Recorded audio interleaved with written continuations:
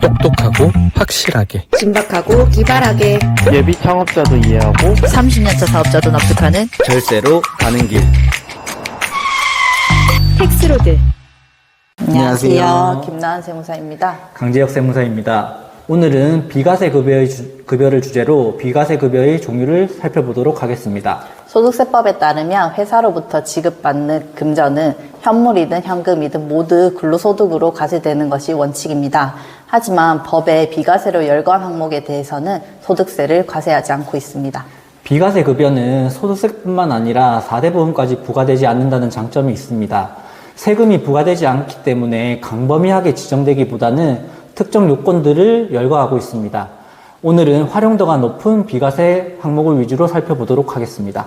질문에 들어가기 앞서 가장 기본적으로 적용되는 비과세 항목 3가지를 말씀드리려고 합니다.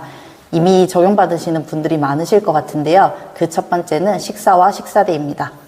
식사의 경우에는 금액과 상관없이 비과세 대상이 되고, 식사대는 식사 제공을 받지 않을 때 월에 20만 원까지 비과세 인정을 받으실 수 있습니다.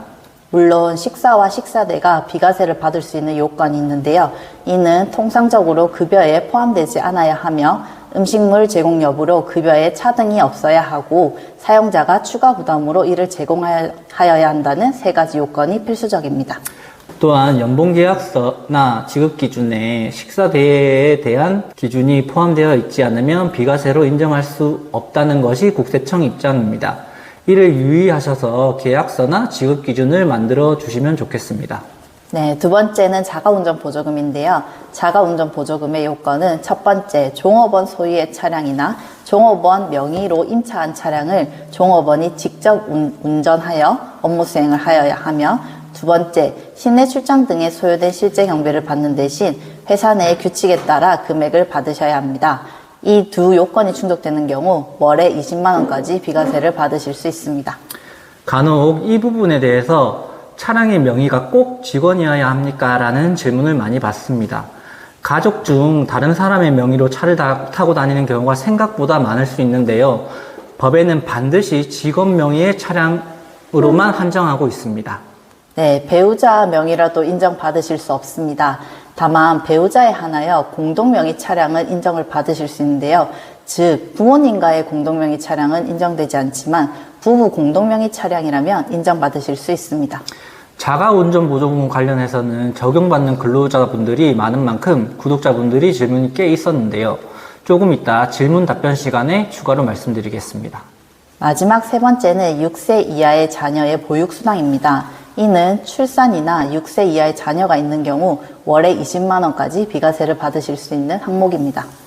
네, 보육수당 지급과 관련한 규정을 두고 과세기간 개시를 기준으로 6세 이하의 자녀가 있는 근로자라면 누구나 받을 수 있는 항목입니다. 이 항목의 가장 큰 장점은 맞벌이 부부라면 각각 20만 원씩 적용할 수 있다는 점입니다. 보통 자녀에 대한 혜택은 한쪽만 선택하여 받는 것이 대부분인데, 이 제도는 두 분 다 모두 받을 수 있으니 월에 40만 원의 비과세 혜택을 볼 수 있다는 것이 장점입니다. 네, 대표적인 3가지 비과세를 살펴보았고, 지금부터는 구독자님들이 해주신 질문을 바탕으로 추가적인 비과세 항목을 다뤄보겠습니다. 첫 번째 질문입니다. 안녕하세요. 저는 출장이 잦은 직업을 가지고 있습니다. 현재는 모두 제 차량으로 출장을 다니고 있습니다. 저희 회사는 자가운전 보조금도 적용해주고 제가 시외로 출장을 나갈 경우 이에 대한 경비는 따로 보전받고 있는데요. 시외 출장비를 따로 받는 경우에도 자가운전 보조금을 적용받을 수 있나요?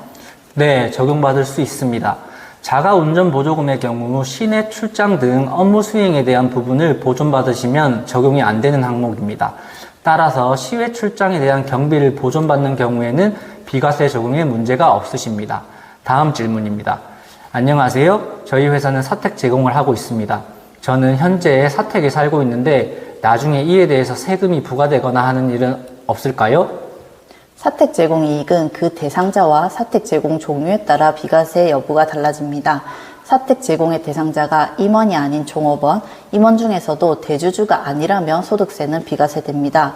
또한 사택을 회사가 소유한 경우에는 과세 제외되지만 회사가 임차하는 경우에는 무상으로 제공하는 경우에만 비과세를 받으실 수 있습니다. 가끔 비과세 판단 시에 주택의 규모는 무관한가요? 라는 질문을 받을 때가 있습니다. 현재 법에는 주택의 규모는 비과세 여부를 판단하는데 영향을 주지 않는다고 명시하고 있습니다. 따라서 주택의 규모와 상관없이 조건에 해당한다면 비과세 적용을 받으실 수 있습니다. 오늘의 마지막 질문입니다. 안녕하세요. 이번에 저희 회사의 직원이 결혼을 하게 되었습니다.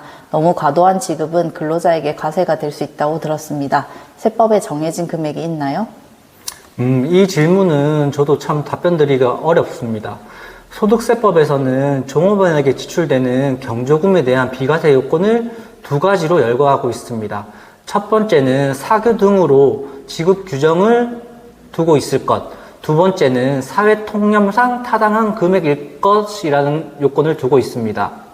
요건이 참 두루뭉술하다는 생각이 드시죠? 사회 통념상 타당한 금액이라는 범위가 숫자가 아니라 아주 애매한 용어라는 생각을 저희도 했는데요. 이에 대해서 저희도 예규를 찾아보았지만 예규를 보면 경조사비 지급 규정, 경조사의 내용, 법인의 지급 능력, 종업원의 지위, 연봉 등을 종합적으로 감안하여 사실 판단이라는 사항을 내용에 적어두고 있습니다. 이런 세법이 저희도 참 답변드리기가 어렵습니다.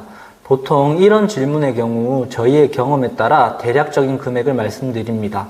질문 대표님의 경우에도 저희가 추가적인 상담을 통해 사실관계를 잘 파악한 후 추가 답변을 드려야 할 것 같습니다. 마지막 질문에 명확한 답변을 드릴 수 없었던 게 참 아쉽습니다.